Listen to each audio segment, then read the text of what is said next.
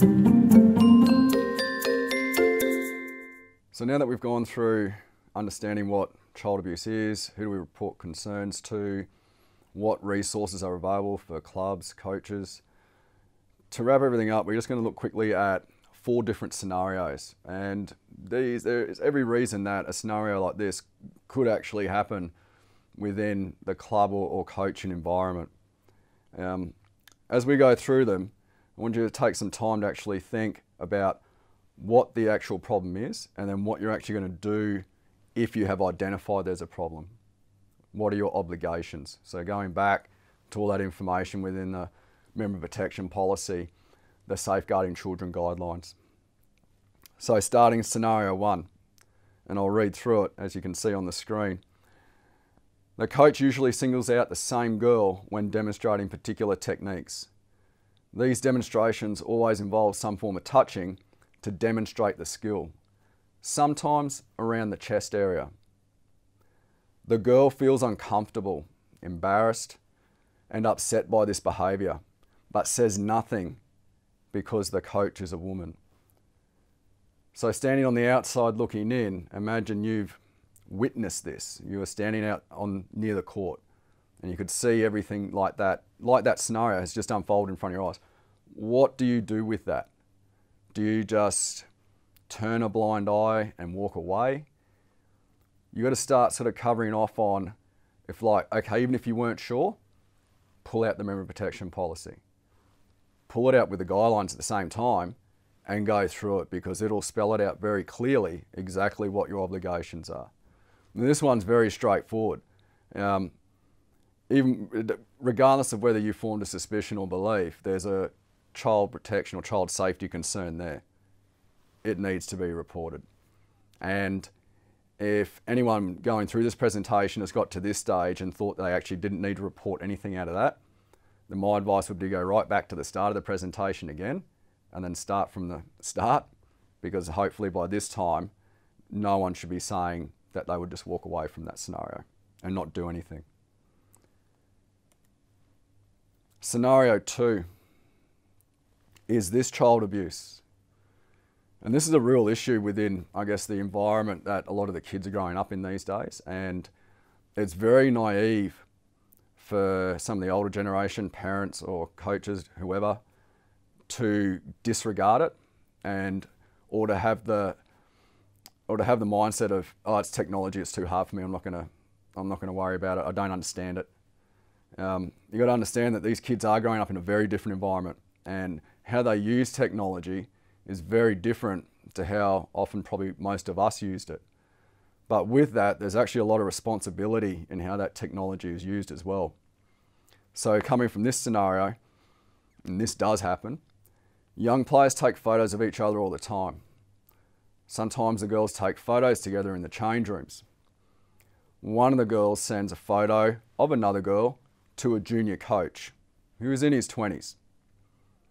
The next time they see each other, the coach thanks the girl for sending him the photo and asks the girl, "Are you taking your phones in with you?" The girls laugh and rush off. There's so many red flags within those 2 paragraphs that if you didn't identify any of those red flags, that would be a concern. There's several issues around this, more so in terms of you could go back to the guidelines and that adherence to professional boundaries. So the coach there has really sort of neglected his duty of care. And this is where we have an issue within the, for example, the social media space, and how coaches and maybe some of the athletes or the players communicate. So to me, I see a very 2 clear boundaries, and you've got that sort of personal and professional space. And then sometimes because they don't use social media or however way they communicate the right way, then the boundaries between personal and professional space becomes very blurred. And then all of a sudden, it's way more personal than it is professional. And then that's when we find ourselves with situations like this. So if you came across that information at your club, what would you do? Who would you report it to? Have you identified something there that's a child protection concern? The disturbing thing with this is For the coach, the junior coach, it's actually a criminal offence what he's done. And that's just been in received, like actually just receiving the image. Even if he didn't forward the image to anyone, that mere having possession of, say, if it was one of those girls had their top off or undressed slightly, anything like that, that actually constitutes child pornography. And a lot of people don't realise that. Even the girls probably seen in it don't realise that. And that's where we have an issue, even if that coach was, say, under 18. It's a very serious offence. So again, if you're there on the outside looking in and you saw that and you weren't sure who to report it to, now you'll be given all the information about who to contact and then what to do from there. And again, if you're not sure what the obligations are, member protection policy, safeguarding children guidelines. Scenario 3, again, a very real current scenario. A 17-year-old training officer has just finished teaching a class when one of the students, a 15-year-old girl, asks him to drive her home. She says she has her mother's permission. He knows her a bit, so he agrees to drive her home. This happens a lot. His mate, also a training officer, and his mate's girlfriend are also in the car. Whilst he is driving her home, he gets a phone call from the club saying the girl's mother is asking where the girl is. So if you take a step back and look at probably really the first paragraph of this one, what we've got a concern with is hopefully what you can see there is a way the permission has been obtained in transporting the child. And which is this, a lot of this stuff leads to the transportation approval form, which we spoke about earlier. And if you haven't read it, or if you haven't seen it, you'll see it on the website, download it, go through it, and you'll see very clearly what information you need to supply on that form. And the big difference here is it can't be that verbal permission.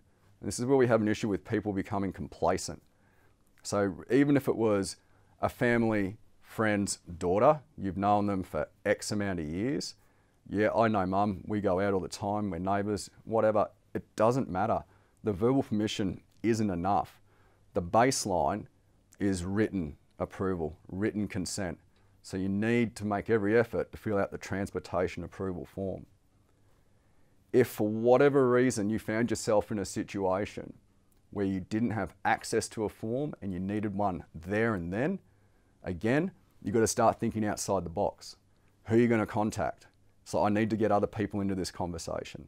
How am I going to manage this? I'm still only going to be able to obtain verbal consent at the time, but I need to inform other people of what I'm doing at the same time. So again, if you were that person driving, I'd be ringing whoever my supervisor was. I'd be calling my colleague. I'll be making some notes in my phone. I'll be having that same discussion with the parent, but making it very clear that ideally we should have the written consent. But for whatever reason at this stage, we couldn't do it. But this is what we can do now. At the end of the day, in this scenario, just as it reads, just the mere fact that that person is just relying on the girl saying she has a mother's permission, it's not enough. So if anything, it's more of a breach of the Safeguarding Children guidelines. The last scenario, two 15-year-old girls make a verbal complaint to a coach's supervisor. They say that the coach, a 17-year-old boy, asked one of them to go into the disabled person's change room with them, or with him. He later came in and stood near them while they were getting changed. I can see a few red flags there. The girl will not make a written complaint and does not want to involve her parents. Coach denies the allegation. The mere fact that the girl won't make a written complaint, I would say would actually be pretty common given the situation, given their age as well. However, at the end of the day, under really probably the member protection policy and the Safeguarding Children guidelines, you've received a complaint, you're still obliged to report it. And make that note very clear, is you just can't, even if that person says, I don't want to be involved, I don't want this to go any further, I don't want my parents to know. At the end of the day, you've been presented with that information, you just can't ignore it. You're obliged to now report it because you've received that complaint, you've received that information.